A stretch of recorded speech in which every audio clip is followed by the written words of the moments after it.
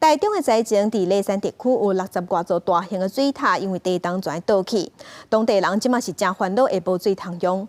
另外，伫中环便道有13搭山架放落来，公路局已经当在抢修，按算上紧是要等到初六暗时会当抢通。40吨的水塔破了2个洞，这边已经做记号了。顶过水源一直为破起所在喷出来，车山透早叫人地动，互台中梨山家家户户的水塔受损，有甚至规粒底破去，60栋的水拢流了了。破这粒尔吗？2粒。你破2粒啊？啊，拢几栋诶？拢60栋。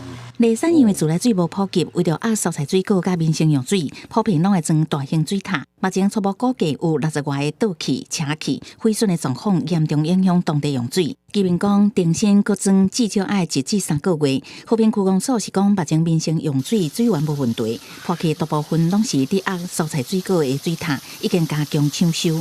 大梨山地区居民使用的民生用水有简易自来水及山泉水。那目前民生用水部分均无受到地震的影响，那民生饮用水水源无虞。至于水塔破损部分，大多为灌溉用的水塔，那目前都在进行抢修。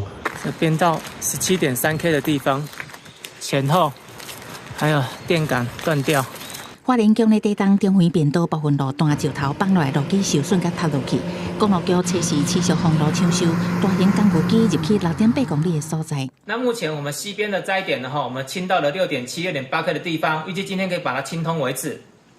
东边那边灾点的进展比较慢一点，因为那边的大石头比较多。目前进展到20.4，那希望今天可以打通20.1的一个灾点出来。